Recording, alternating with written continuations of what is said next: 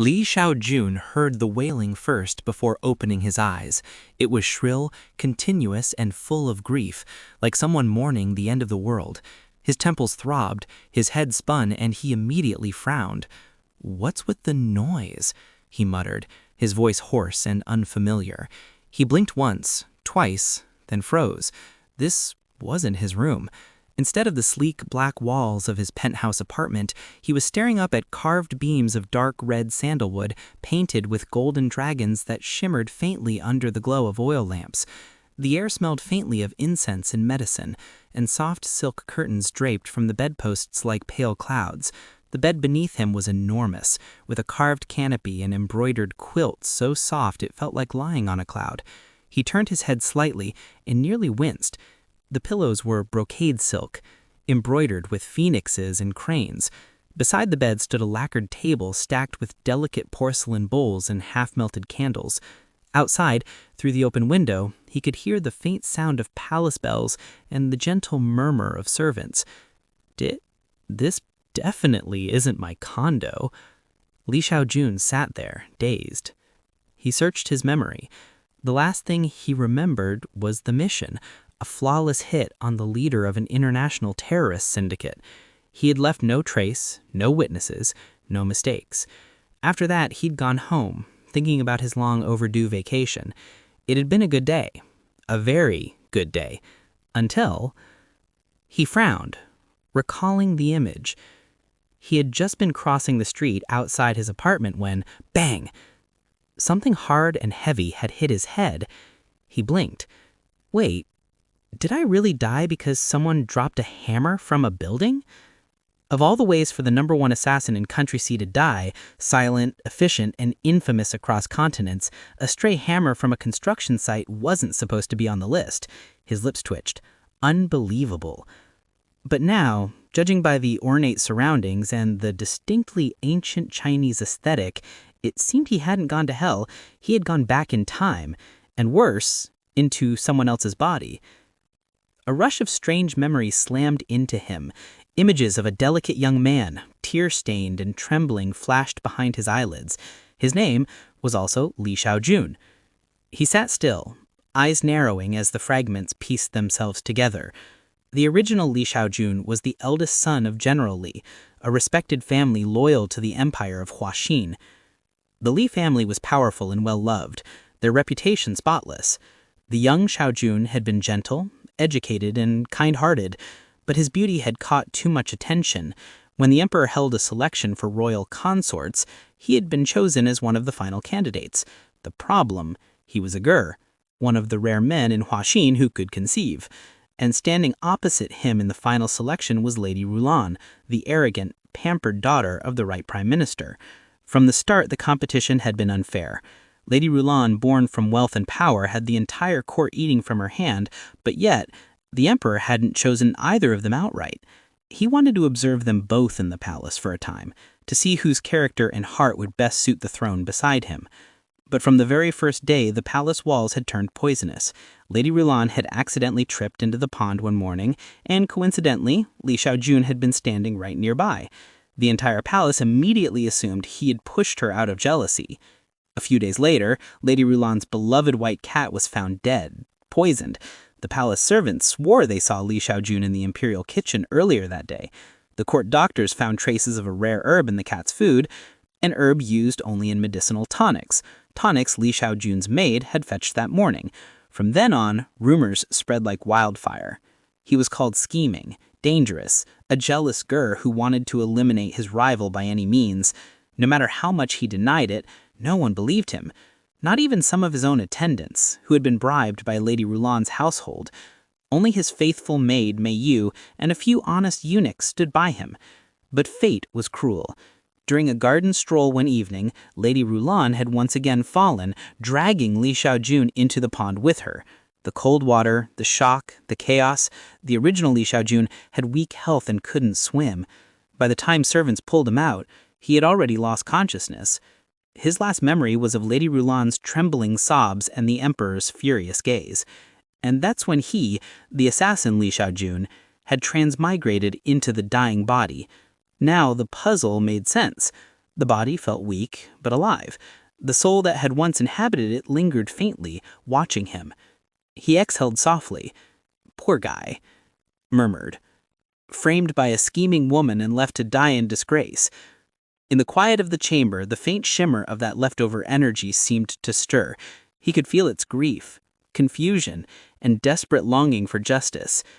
Li Xiaojun closed his eyes, then smiled faintly. "Don't worry. I'll clear our name. You can rest now." The air seemed to hum, and the faint energy in his chest slowly dissolved, like a sigh of relief fading into silence. He opened his eyes again, sharper, calmer, fully himself. The #1 assassin had taken over completely. From the time he woke up till now, barely 3 minutes had passed, but the wailing in the room hadn't stopped. In fact, it sounded like the person had taken a deep breath and was preparing for another round. Before that happened, Li Xiaojun groaned. Noisy. There was a snort, then the wailing abruptly cut off mid-howl, like someone had choked on their own sob.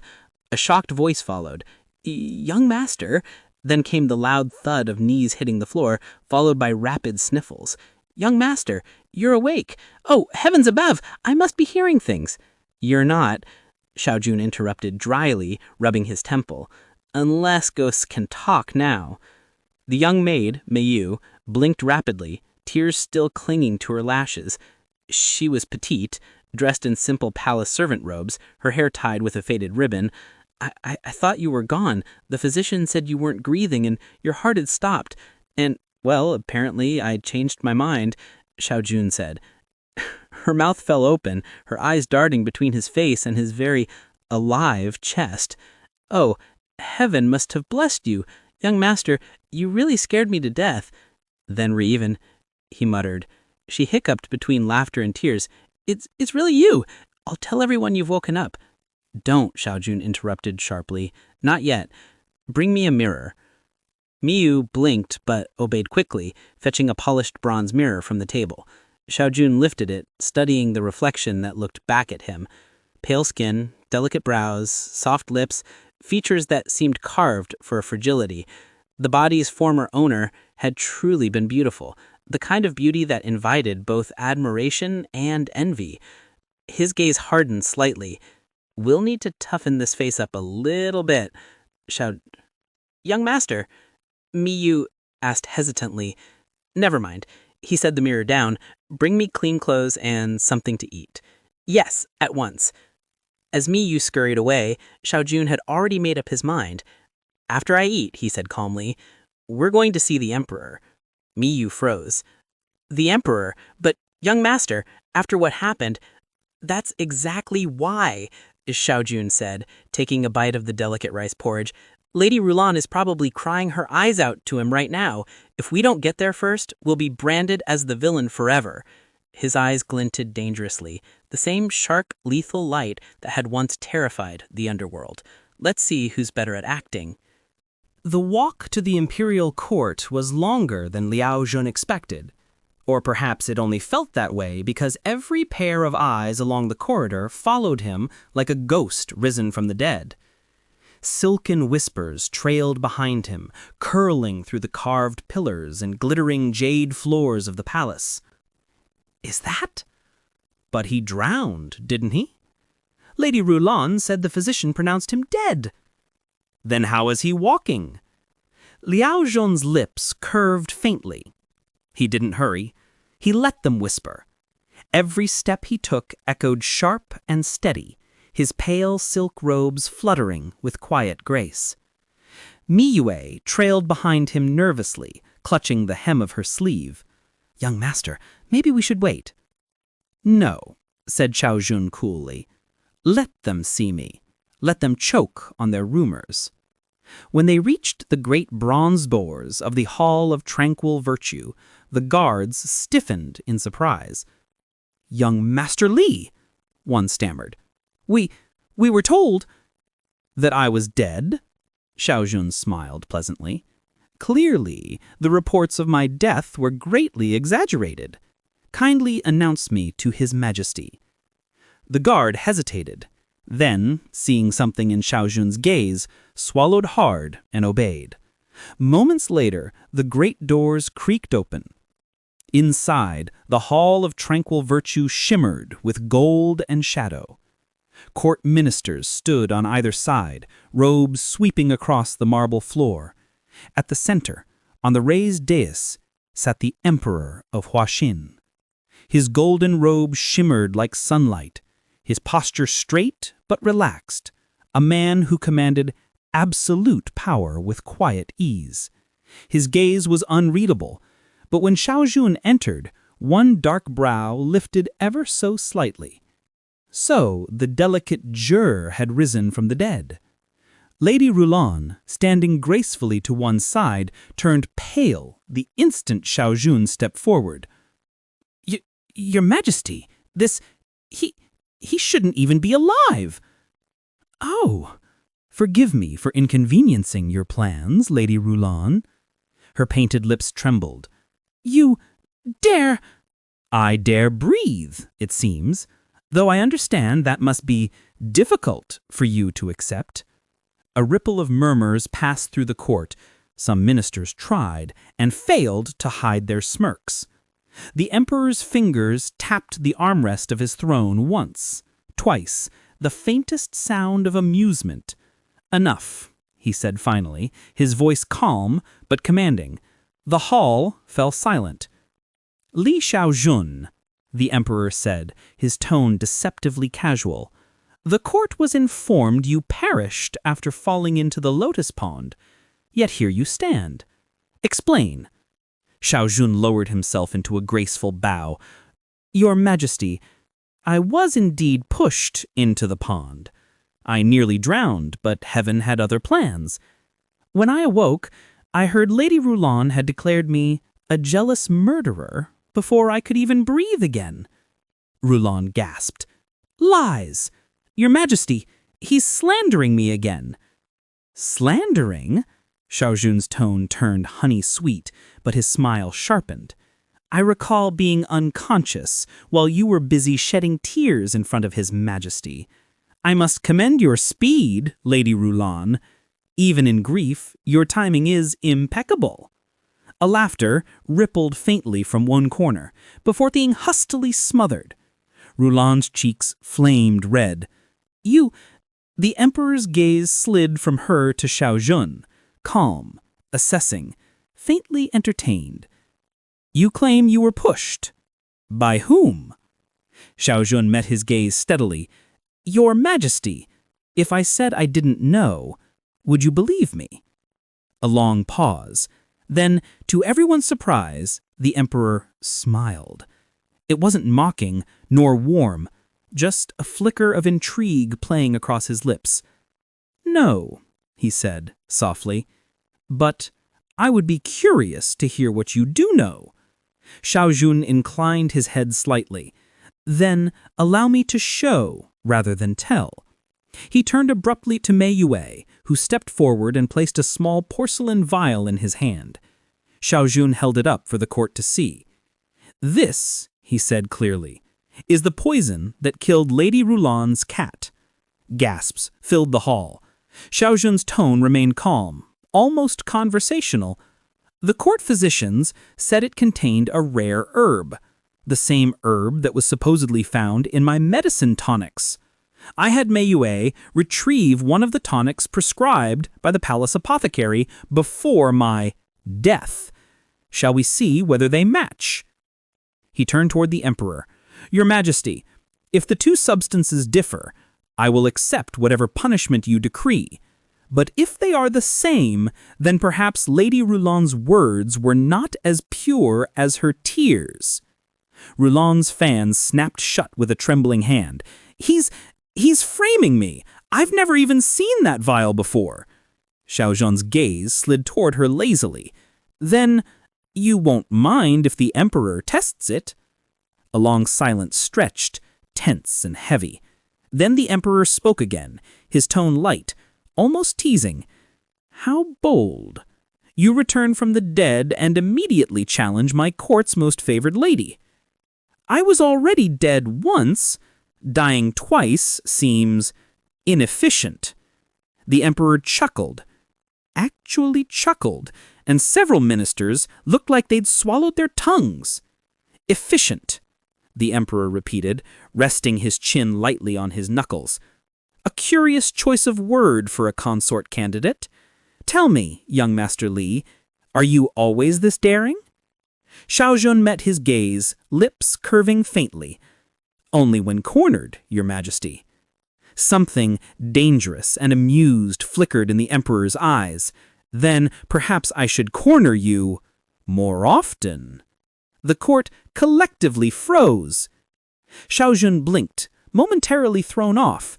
"Your Majesty jests." "Do I?" the emperor murmured, his gaze unflinching. "We shall see." Then, turning away, he gestured to the chief eunuch. "Have the royal apothecary examine the vial and the medicine. I expect an answer before sunset." "Yes, Your Majesty." As servants hurried to obey, the emperor rose gracefully from his throne. "Until then," he said, his gaze sweeping the room, "no more accusations, no more rumors. I will decide the truth myself." He began to descend the steps, but when he passed Xiaojun, he paused just slightly, lowering his voice so only the young man could hear. "You interest me, young Master Li. Most would beg or weep to clear their name, but you walk in here half dead and turn my court upside down. I find tears unproductive, Your Majesty." The emperor's smile deepened, a flash of warmth under the gold. "And I find you refreshing." With that, he turned and swept out of the hall, robes trailing like sunlight. When he was gone, Xiaojun finally exhaled.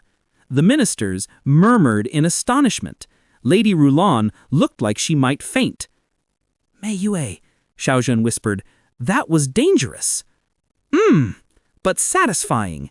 Then his lips curved, eyes glittering. "Let's see if the emperor is as fair as he is charming." By the time Li Xiaojin returned to his courtyard, the sun had already begun to sink, spilling honeyed light across the tiled roofs. Once, this place had been beautiful. Delicate bridges, a small lotus pond, willows arching like green lace over clear water. Now it looked like a neglected memory. The servants avoided his gaze, and the air smelled faintly of damp deceit. Xiaojun clasped his hands behind his back, eyes flicking over the space with calm precision. "Ma Yue," he said softly, "call all the attendants here, every single one of them, even the ones who think they can hide behind laundry baskets." Ma Yu blinked. "Laundry?" "Trust me," Xiaojun said, his smile faint but lethal. "You'll find one." And indeed, 10 minutes later, Ma Yu returned, dragging a trembling young maid out from behind a stack of linens. "Forgive me, young master. I only came to eavesdrop," Xiaojun finished pleasantly, "or to report back to Lady Rulan. Don't worry, I'm not angry. Yet." The girl whimpered. Xiaojun sighed lightly and walked toward the courtyard's center pavilion. "Let's make this simple.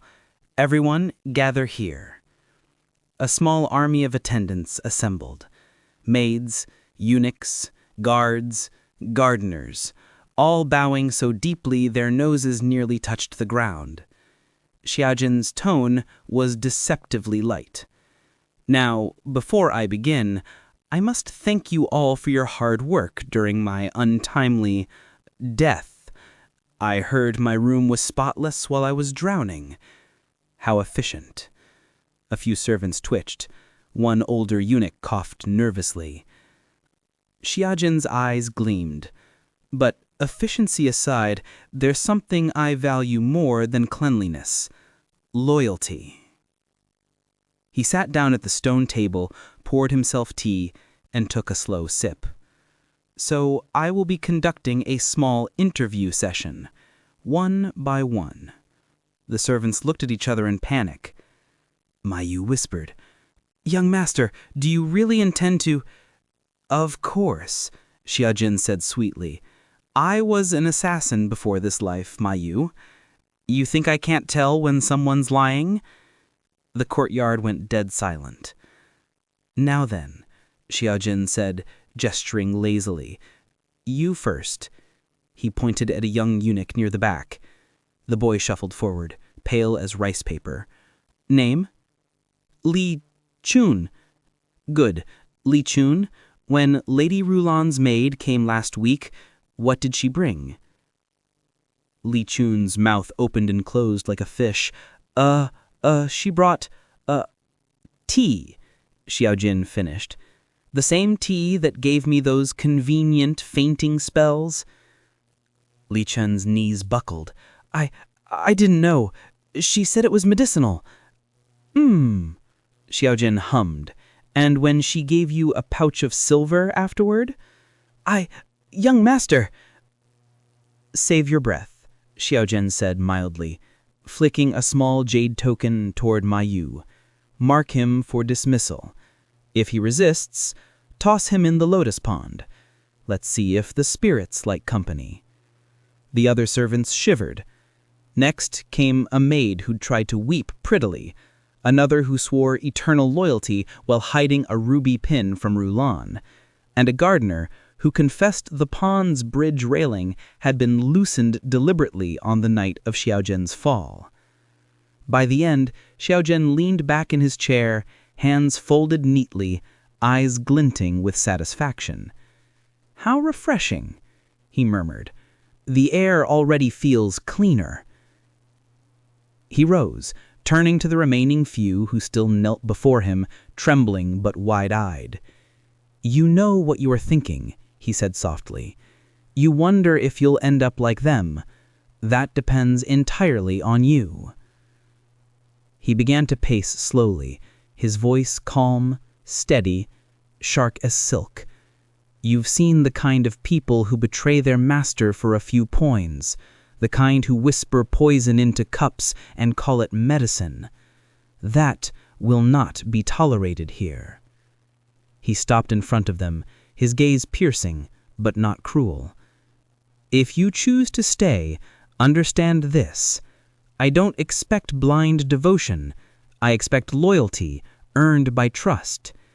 If I give you an order, it is because I trust you to execute it wisely. If I ask for your counsel, it is because I believe you capable of thought, not flattery. The servants exchanged startled glances. Xiaojin smiled faintly. And if you ever find yourself tempted by another's silver, remember that I was an assassin. I may forgive, but my knives do not. The crowd bowed so deeply their foreheads hit the ground. Good, Xiaojin said cheerfully. Now, Ma Yu, have the useless ones escorted out and the loyal ones sent to rest. They've had a long day of betrayal. When the courtyard finally emptied, Xiaojin stood alone beneath the drifting lantern light. The faint breeze ruffled his hair as he looked around. A palace messenger arrived, bowing deeply. Young Master Li, His Majesty summons you to the Hall of Justice. The apothecary's report is complete. Xiao Jun's smile didn't falter, but his eyes sharpened like drawn blades. Perfect timing, he murmured. Let's see whose mask cracks first. The hall was full when Xiao Jun walked in. The emperor sat high on the golden platform, relaxed but still carrying an air of power. His robe, gold and smooth, spilled down the steps like sunlight on snow. Ministers stood on both sides, whispering, their faces tight with curiosity. Lady Rulan stood in the middle of the hall, pale and shaking. Her once perfect hair was slightly messy, her pride slipping away with each trembling breath. As soon as Xiao Jun entered, the emperor's eyes found him. A faint smile appeared on his lips. You arrived quickly. I dislike keeping your majesty waiting, Xiao Jun replied easily, bowing just enough to show respect. Good, the emperor murmured, his eyes glinting with amusement. Then let's not waste time. Royal Apothecary, your report. An old man stepped forward, holding 2 scrolls and a porcelain tray. His hands shook, but his voice was steady. Your Majesty, after testing both vials, the one taken from Lady Roulan's cat and the one used by young Master Li, they contain the same poison. It's called Silent Bloom, a rare toxin disguised as a strengthening tonic. Gasps and murmurs spread through the court like wildfire. Lady Roulan's lips trembled. No, that can't be true. I would never. Xiao Jun tilted his head slightly, his voice calm.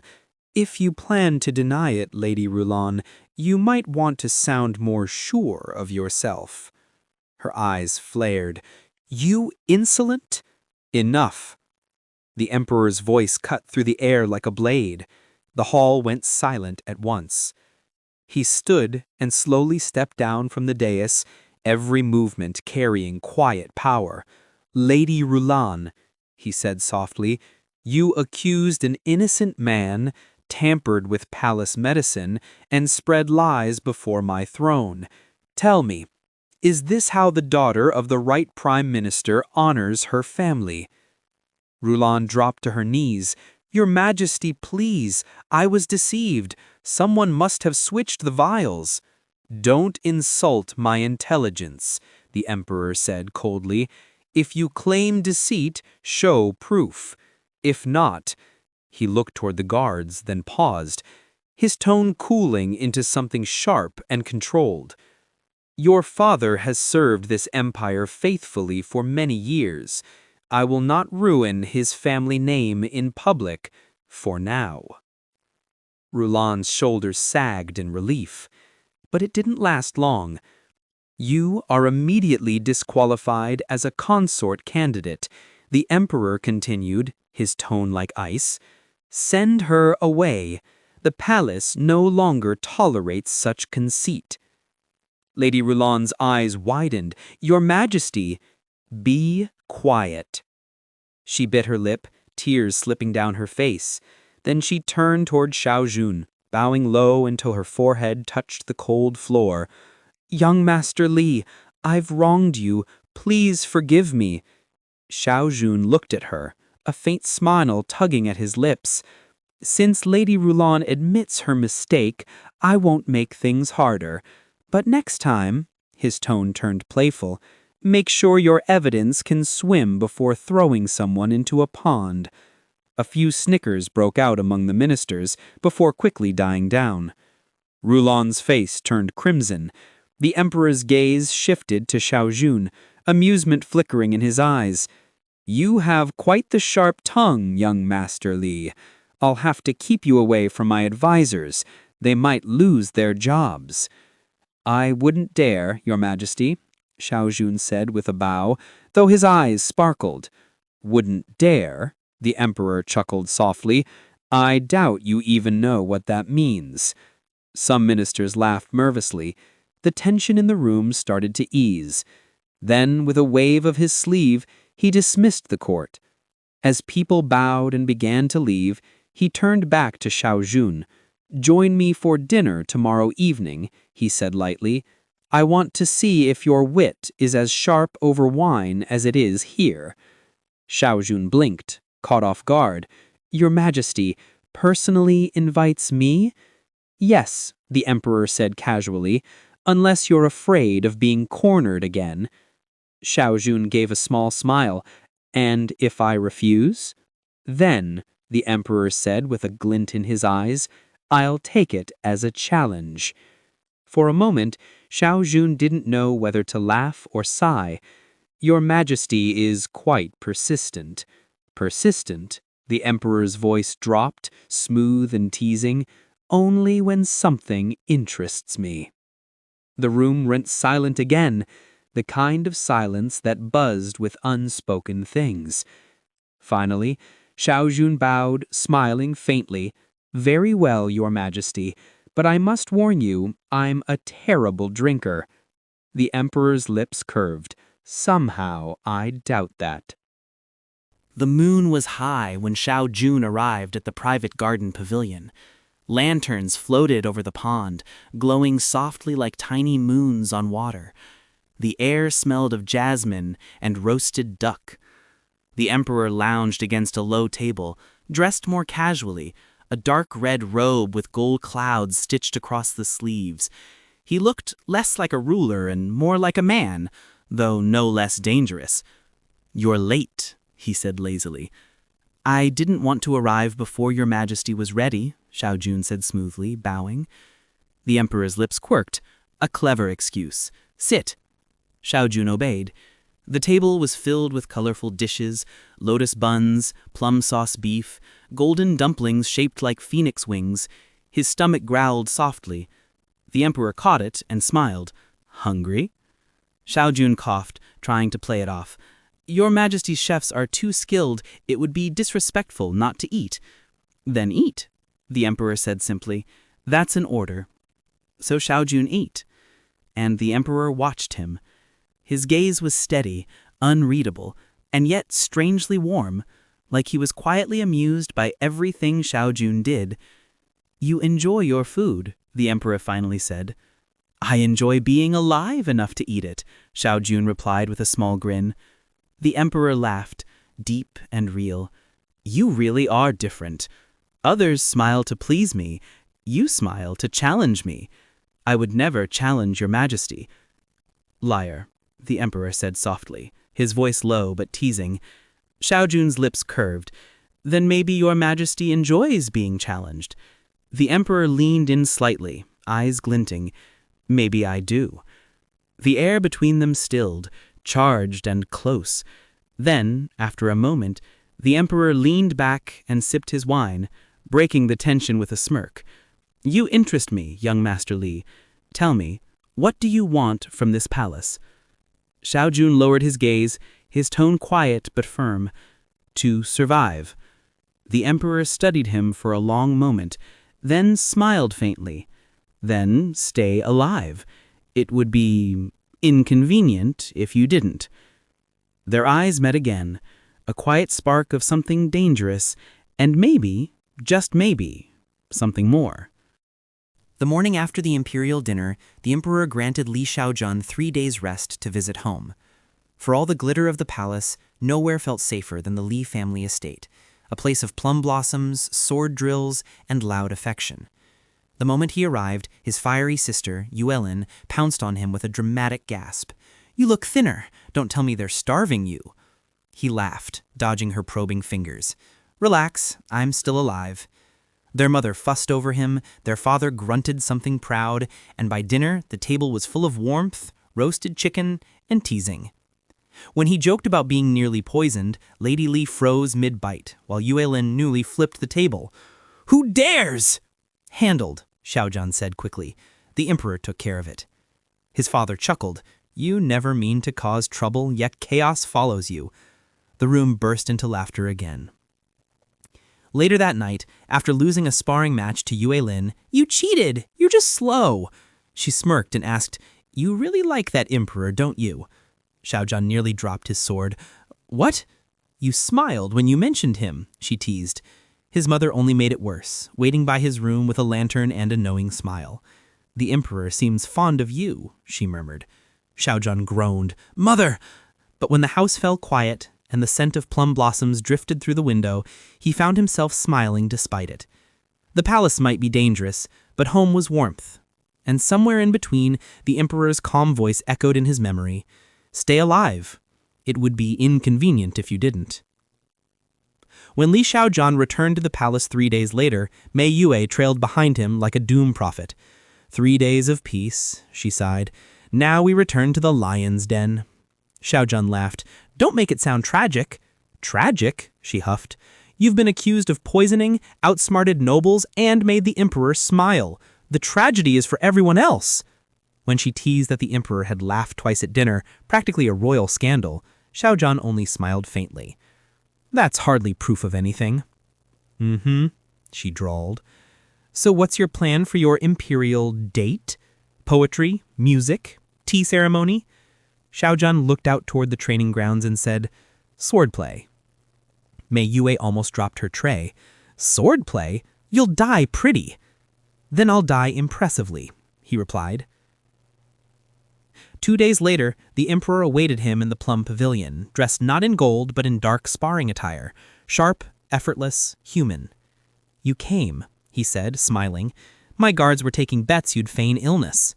I considered it, Xiaozhan said, but I'd hate to deny your majesty the joy of defeat. Their spar began with laughter and mock threats, blades clashing like conversation, sharp, playful, charged. You're holding back, Wei Lian murmured mid-swing. I'm breathing, Xiaozhan shot back. When he stumbled, the emperor caught his wrist, steadying him. Their eyes met. Careful, Wei Lian teased softly. I might think you're falling for me. Only if your majesty plans to catch me, Xiaozhan murmured, heartbeat betraying him. Always, Wei Lian said, almost too quietly. By the end, both were laughing, breathless and flushed. You lasted longer than most of my generals. Then promote me. To what? Court jester? Your favorite, slipped out before he could stop it. Silence fell, then the emperor laughed, low and warm. Bold words, Li Xiaozhan. When we're alone, call me Wei Lian. Xiaozhan blinked. Your majesty? We're not in court, and I'm tired of titles when it comes to you. Mei Yue, hiding behind a pillar, nearly fainted when she heard Xiaozhan whisper, Very well, Wei Lian. Later, she burst out, horrified. Are you flirting with the emperor? Xiaozhan rubbed his temples. I think he started it. And you finished it? Apparently not. Mei Yue groaned. Heaven save me, you're doomed. Xiaozhan just smiled. Perhaps, but I think I like this kind of doom. The palace bloomed like spring incarnate. Paper lanterns shimmered from every archway, reflecting in pools of lotus petals. Music floated through the air, soft flutes, distant laughter, the murmurs of nobility mingling under starlit silk canopies. For once, the imperial city looked carefree. Xiaozhan, however, was anything but. He adjusted his white and silver robes, fanning himself lazily while Mei Yu tied the final ribbon at his sleeve. Too tight, he muttered. Too fussy, she countered. You're meeting the emperor at a public festival. You can't look like you just rolled out of a scroll painting. I'd prefer that to being stared at like a jade ornament, Xiaozhan said under his breath. But when the drum signaled the emperor's arrival, even he couldn't suppress a flicker of admiration. Wei Lian entered surrounded by attendants, his black gold robes catching the lantern light. Every movement was effortless authority. His gaze found Xiaozhan almost immediately, and lingered. White suits you, he said with a knowing smile, as he stopped before him. Xiaozhan bowed. Your Majesty exaggerates. It's merely cloth. Then the cloth has good taste. Mei Yu barely stopped herself from giggling. The evening unfolded beautifully. Lanterns drifting into the sky, performances on raised stages, the emperor occasionally leaning in with quiet jokes that made Xiaozhan bite back smiles. Yet somewhere beyond the laughter, danger stirred. Lady Rulon stood by the lakeside pavilion, face half-shadowed by her veil. Her hands trembled slightly as she poured a few drops of crimson liquid into a wine jug. Her maid whispered nervously, My lady, if you're discovered... Rulon's voice was cold. He humiliated me. I will make him remember me forever. Both of them. When the festival reached its peak, Rulon's plan unfolded like a poisonous flower. A servant whispered to Xiaozhan, Young master, His Majesty requests your presence in the Western Garden. Xiaozhan waved off Mei Yu and walked to the garden with a guard. He frowned at how eerily silent the Western Garden was. Strange, he murmured, not a guard in sight. Then the faint scent of something sweet reached his nose. Too sweet. Within minutes, warmth spread through his veins, sharp and confusing. The world tilted slightly. What? He stumbled against a column, vision blurring. The air was laced with something, incense, or perhaps something worse. His breath came unevenly. He heard footsteps, the guard assigned to escort him. But when the man reached for him, Xiaozhan reacted instantly, knocking him backward with a swift elbow. "Stay back," he hissed, but his body wasn't obeying him. His strength wavered. The room spun. The guard lunged again, dazed himself, face flushed unnaturally. Xiaozhan twisted, grabbed a fallen fan, and struck the pressure point at the guard's neck. The man collapsed. He barely managed to drag himself towards the door before darkness crept in. Meanwhile, back at the banquet, Mei Yu was freaking out as Xiaozhan wasn't back, and the emperor was still here, so who was Xiaozhan meeting? Mei Yu hurried to the throne and whispered to eunuch Mo, who then went and whispered to the emperor. Immediately, Wei Lan stood up and hurried out of the banquet, with eunuch Mo and Mei Yu in tow. On their way, someone stood in their way. Lady Rulon was there, her robes disheveled, eyes glassy. "Your Majesty," she whispered, stumbling forward. Rulon reached for him. Her laugh was desperate, trembling. "You always look at him. Always. Let's see if you look at him after this." Her words chilled him more than the poison in his blood. "What did you give him?" "Enough to make him forget his pride," she said, smiling faintly. "He must be with the guard now." The emperor's expression turned lethal. Shadow guards materialized instantly. Wei Lian shoved Rulon away, his pulse thundering. "If anything happens to him—" He didn't finish. His boots hit the stone path as he vanished into the darkness, guided by sheer fury. "Young master, oh thank the heavens!"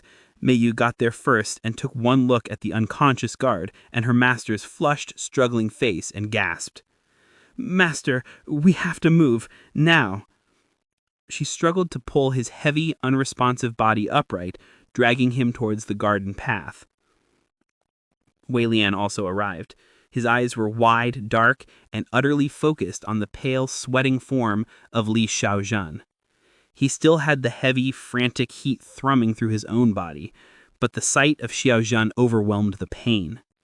He scooped Xiaozhan up, cradling the lighter body tightly against his chest. Xiaozhan whimpered, burying his face weakly in the emperor's neck. Wei Lian turned to the shadow guards who had materialized. He gestured to the unconscious guard and the drug-crazed Lady Rulon, who had followed the emperor's trail and was now stumbling into the courtyard, weeping and reaching for any warm body. "Find Lady Rulon a private chamber," the emperor commanded, his voice tight with controlled thunder. "Place her with the guard. Since this was her ploy, she can finish it as she intended. Do not harm them, but ensure they are seen until morning. And ensure they are seen." Without waiting for acknowledgement, Wei Lian strode away, taking the back pass towards his personal palace. In the emperor's private chambers, luxury and silk gave way to desperation. Wei Lian laid Xiaozhan gently on his massive bed. Xiaozhan is thrashing faintly, tears leaking from the corners of his eyes, whispering an incoherent plea.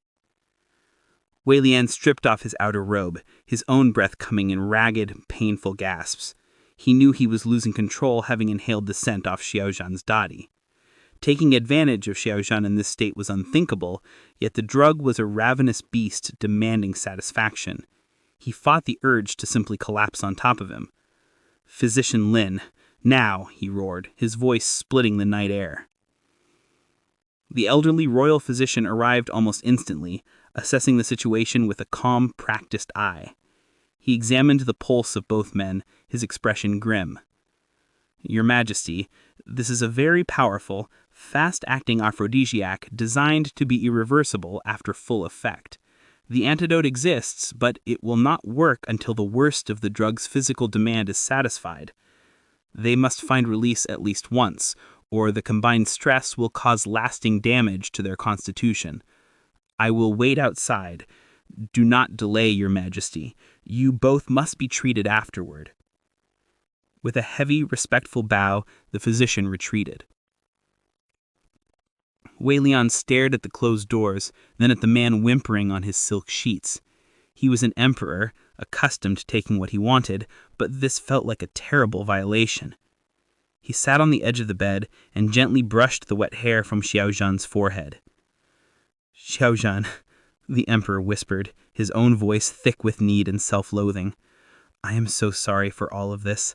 I will never take you without your consent, but tonight I must save you and myself. He leaned down and kissed Xiao Zhan's forehead, then his lips, a kiss of desperate apology. He then pulled back and with agonizing tenderness began to help them both, finding his own relief only after he was certain Li Xiao Zhan had found his. Immediately, with trembling hands, Wei Lian reached for the 2 small vials the physician had left. He administered the bitter liquid to Xiao Zhan first, then to himself. The relief was immediate and overwhelming, like being plunged into ice water. He collapsed on the bed next to Xiao Zhan, both men instantly falling into a deep, drug-induced exhaustion. Wei Lian awoke at dawn, feeling heavy and surprisingly whole. His eyes immediately went to Li Xiaojun, who was sleeping peacefully beside him, his face wiped clean of the previous night's terror and need.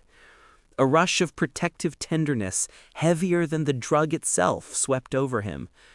He carefully picked up Xiaojun, carried him to the massive bathing pool, and gently washed the lingering sweat and remnants of the night away.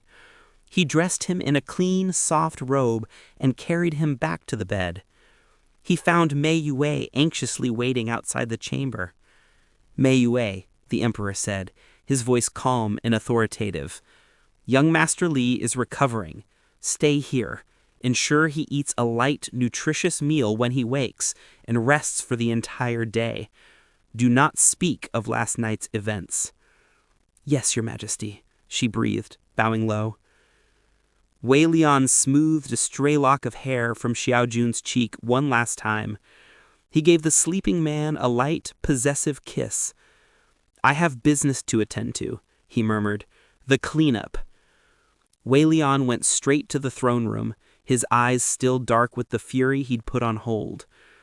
Lady Rulan was stripped of her title, reduced to a commoner, and married off immediately to the guard she had involved in her scheme. The guard, whose initial role as a bribe made him complicit, was also stripped of rank and forced into the marriage. They were exiled to the furthest southern province, a punishment worse than death, where they would live out their lives together in shame. Her family was demoted one rank, but spared further punishment in recognition of past service. Her parents, in a quick move to protect their remaining honor, disowned her instantly. Li Xiaojun woke up hours later, groggy and surprisingly warm. He was in an unfamiliar room. He saw Mei Yue dozing in a chair nearby and realized she was sitting guard. He slowly sat up. The memories of the festival, the wine, the guard, and then the emperor's rescue, the kind words, the overwhelming tenderness, and the intimate moment flooding back. He buried his face in his hands, his ears and neck burning scarlet. He remembered the emperor's quiet apology and the fact that Wei Lian had helped him first, putting Xiaojun's welfare above his own drug-fueled agony. He remembered waking in the emperor's arms for the bath. He didn't take advantage, Xiaojun realized. He saved me. Tears pricked his eyes, but this time they were from profound gratitude. He was an emperor, the most powerful man in the kingdom, yet he had acted with honor and selfless care. Xiaojun looked around the luxurious chamber, the emperor's personal palace, and smiled. Maybe, just maybe, everything was going to be all right. Mei Yue? He whispered, his voice hoarse. Mei Yue instantly shot up. Master, you're awake! I'm starving you, aren't I? His Majesty left orders that you must eat and rest for the entire day. Xiaojun just blushed deeper. His Majesty is kind. Mei Yue grinned. Kind, yes, and terrifyingly efficient. Lady Rulan is already packed and on a cart, Master. The Emperor really doesn't mess around when he's angry. That evening, the Emperor returned to his room. Xiaojun, who was still recovering, thanked him. For saving me, Your Majesty, and for your restraint. Wei Lian's tone was dry. If you thank me again, I might start charging for rescues. Then I'll repay you differently. Oh, Wei Lian leaned back, eyes glinting. With what? Xiao Jun said innocently, by not causing trouble. Impossible, the Empress said, amusement tugging at his lips. You attract trouble like poets attract tragedy. Then perhaps your Majesty should stop following me into both. Wei Lian's laughter filled the room, warm, genuine. For a long moment they simply looked at each other, the unspoken resting comfortably between them. Then Wei Lian said quietly, "You're safe now. That's all that matters." And though neither said it aloud, the bond between them had already shifted, no longer just banter and teasing, but something quieter, deeper, and undeniably real. The days that followed their confrontation with Lady Ruan turned unexpectedly warm. The Emperor no longer hid his fondness, nor did Xiao Jun try very hard to ignore it. As spring turned to summer, it became almost routine for Wei Lian to coincidentally wander into the east courtyard around lunchtime. "Your Majesty," Xiao Jun would sigh, closing the book in his lap, "you're blocking my sunlight again." Wei Lian, settling gracefully beside him, replied with mock seriousness, "Good. You've been reading for hours. You'll ruin your eyes. And then who will glare at me properly?" Xiao Jun's lips twitched. "You say that as if there's competition." The Emperor chuckled, reaching to take the book. "Then let me read to you." Of course, his reading was a disaster, full of misplaced tones and over-dramatized lines. Xiao Jun snatched it back halfway through, shaking his head. "You're hopeless. Hopelessly devoted," Wei Lian murmured. A pillow promptly met his chest, followed by Xiao Jun's flustered glare and very obvious blush. Winter came. Things between them changed. Subtly at first. A lingering touch, a shared glance, a late-night talk that ended in quiet laughter instead of curt bows. The courtiers whispered, the servants smiled, and for the first time, Xiao Jun stopped denying it, at least to himself. The Emperor had stopped pretending his visits were official. When he appeared in Xiao Jun's study one evening, Xiao Jun didn't even look up. "You're late." Wei Lian stepped closer, tugging him gently by the wrist. "Then I should make up for it." "Your Majesty, I'm reading." "Then read to me," Wei Lian said, pulling him into his lap. "Ugh," Xiao Jun groaned, laughing softly. "You're impossible." "And yet," Wei Lian murmured near his ear, "you're still here." Later, under the silver glow of the moon, they sat together in the garden pavilion. Wei Lian rested his head in Xiao Jun's lap as he read poetry aloud, voice soft and low. "You're not listening," Xiao Jun said after a while. "I am," Wei Lian replied, eyes half closed. "Every word, especially the ones you whisper." "I didn't whisper." "You did," Wei Lian said, smiling lazily. "My heart heard it." Xiao Jun rolled his eyes, but the fondness in them gave him away. Seasons turned again. The palace celebrated 1 year since Lady Ruan's fall, and with it came new festivals, new laughter, and new rumors, ones the Emperor didn't bother denying. So when he closed the entire Lotus Bridge one night, the court already held its breath. Under 1,000 floating lanterns, Wei Lian led Xiao Jun across the shimmering lake bridge, its waters glistening like liquid gold. "What have you done?" Xiao Jun asked, stunned. "Nothing yet," Wei Lian said softly, and then, with all the grace of a man who never bowed to anyone, dropped to one knee. "Li Xiao Jun," he said, his voice rich and clear. "You've made me laugh, fight, and live again. Be my Empress, not for power, but because I cannot imagine a world without you." The world stilled. Even the wind seemed to hold its breath. Xiao Jun's lips parted in disbelief before he broke into a shy, radiant smile. "Your Majesty," Xiao Jun said, voice trembling, "you could have just asked." I am asking lavishly. Xiaojun laughed and nodded. Then, yes. The lake erupted in fireworks, and the emperor kissed his hand like it was the first promise of eternity. 2 months later, the empire celebrated the grandest wedding in centuries. Gold banners lined the skies. The palace bloomed with white lotus petals. The crowd watched as Xiaojun, now in robes embroidered with twin phoenixes, ascended the jade dais. Wei Lian crowned him with his own hands, voice low enough for only Xiaojun to hear. "You wear power better than anyone I've ever known." "And you," Xiaojun murmured back, smiling faintly, "still talk too much during ceremonies." The courtiers gasped when Wei Lian laughed aloud, but neither of them cared. As night fell, the palace dimmed to quiet reverence. Silk curtains swayed in the warm breeze, and behind them, the new imperial couple stood alone at last. Moonlight painted their chamber in silver. Wei Lian's voice was soft, stripped of his imperial weight. "You look nervous," he teased gently. Xiaojun smiled faintly. "You look like you've been waiting a lifetime." "I have." They stood close, the world fading around them. "Last chance to run," Xiaojun whispered. Wei Lian smiled, voice low and reverent. "Not even if the heavens commanded it." Their kiss deepened, a slow, deliberate claiming, as if time itself had been holding its breath for this moment. It started with a tender press, then bloomed into something more fervent, a desperate affirmation of their long-awaited union.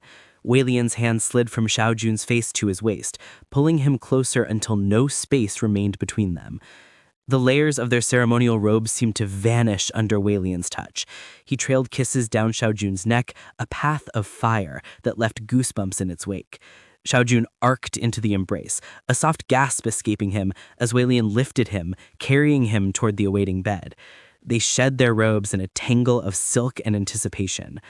Wei Lian's touch was both strong and incredibly gentle, exploring every curve and plane of Xiaojun's body as if memorizing a precious scripture. His lips followed, leaving a burning trail across skin, teasing and coaxing responses that Xiaojun hadn't known he possessed. When Wei Lian entered into him, it was a slow, deliberate joining, met with a soft cry from Xiaojun that was half pain, half profound surrender. Wei Lian held back, allowing Xiaojun time to adjust, whispering assurances, brushing a stray hair from his damp forehead. He moved with a rhythm that was both ancient and utterly new, guiding them deeper into the depths of their shared passion. Xiaojun wrapped himself around Wei Lian, his nails digging lightly into broad shoulders, his breath coming in ragged gasps as the waves of sensation built and broke over them both. They moved together, a symphony of touch and breath, until the culmination, a shared release that left them trembling and exquisitely sated, tangled together in the silken sheets, bathed in moonlight. When dawn came, Xiaojun lay in Wei Lian's arms, his hair tousled against the imperial pillow, a sleepy, blissful smile on his lips. "Wei Lian," he murmured, his voice thick with sleeping contentment. "You're heavy." Wei Lian chuckled softly, the sound rumbling through his chest. He pressed a kiss to Xiaojun's bare shoulder, his arm tightening possessively. "Then get used to it, my Empress." Xiaojun smiled, without opening his eyes, snuggling closer. "I already have." A few weeks later, palace gossip moved faster than imperial messengers. It began with whispers in the servant quarters. "Have you noticed the emperor has banned spicy dishes lately? And he hasn't allowed the empress to attend morning court in days." By the 5th week, the rumor had evolved into something much grander. "Did you hear? The empress fainted during the chrysanthemum banquet." "Fainted? He only sneezed, you fool." "Well, fainting or sneezing, it's the same omen. He must be expecting." By the time the royal physicians were discreetly summoned for an examination, half the palace was already knitting tiny baby robes in their heads. Xiaojun, however, had no idea what the fuss was about. He'd been feeling strangely tired, yes. His appetite had shifted to the bizarre: pickled plums at midnight, sweet buns for breakfast, and rice with vinegar for lunch. But that hardly warranted Wei Lian's sudden panic. Wei Lian had practically built a wall of servants around him.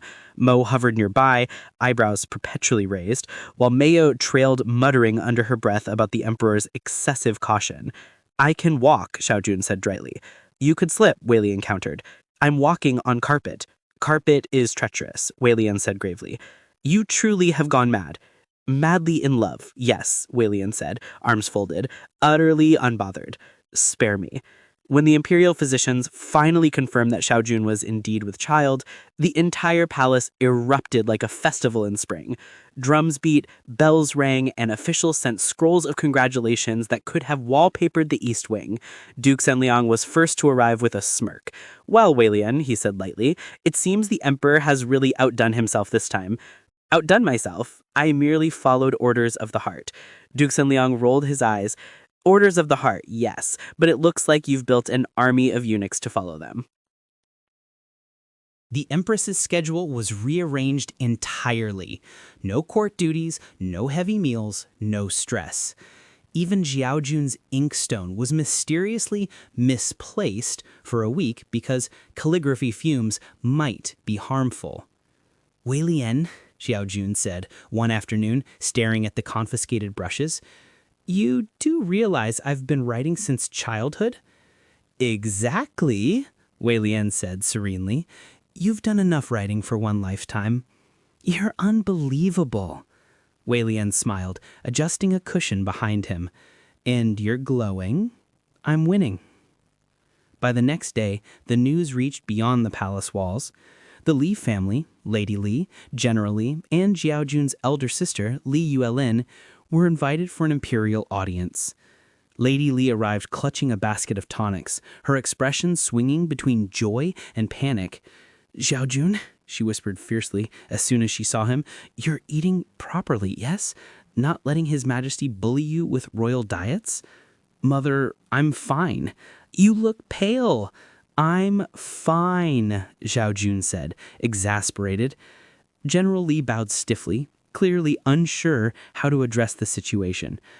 Your Majesty, our son has always been strong-willed. Indeed, it's one of the reasons I married him. Lady Li nearly fainted on the spot. During the family luncheon, Li Yuelin leaned over and whispered, So, what's it like being the most pampered person in the empire?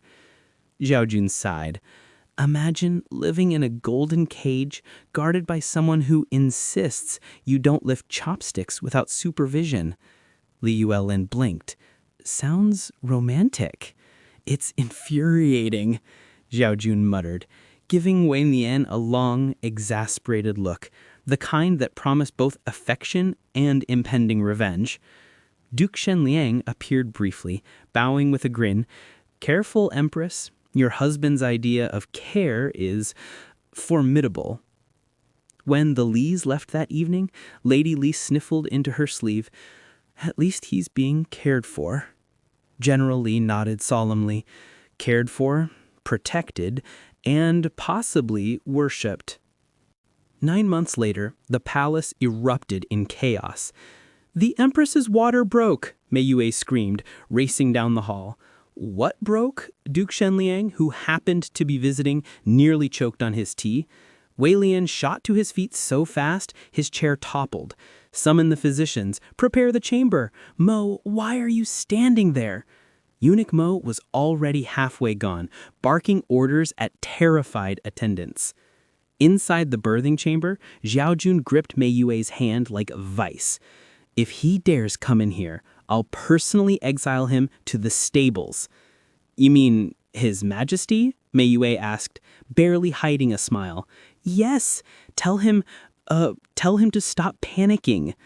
Outside, Wei Lian was panicking. Duke Shenliang was practically restraining him. He's in labor, not battle, Shenliang exclaimed. You can't charge in there like it's a military campaign. I can and I will. You'll faint before he does.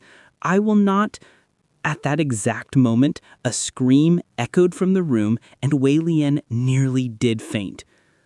Hours later, after what felt like an eternity, the cry of a newborn pierced the night. Congratulations, Your Majesty, Eunuch Mo said softly, eyes wet with emotion. It's a boy.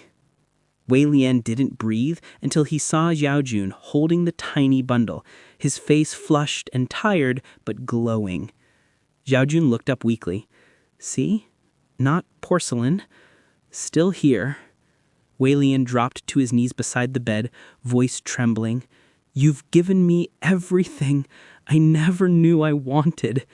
The child yawned, a small, soft sound, and Xiaojun smiled. He's got your stubborn eyebrows. Impossible, Wei Lian murmured. He's perfect.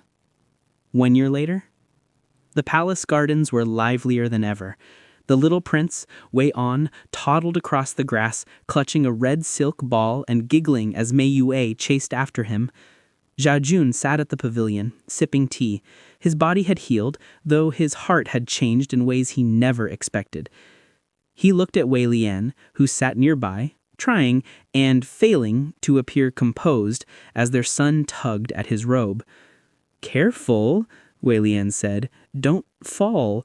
Mo, why aren't you closer? Mei Yue, the grass looks uneven. Xiaojun laughed. Wei Lian, he's won, not a military secret. Wei Lian sighed dramatically. He's my legacy. He's our legacy, Xiaojun corrected, eyes soft. As the warm breeze swept through the garden, Xiaojun's thoughts drifted again. Back then, I thought my life had ended when I died. I thought I'd been forgotten. His gaze rested on Wei Lian and their child, but maybe fate simply rewrote my story. The emperor leaned closer, taking Xiaojun's hand, and you, my fate. For a long while, they sat together, the overprotective emperor, the sarcastic consort who had once fallen from another world, and the child who bound their fates in gold thread.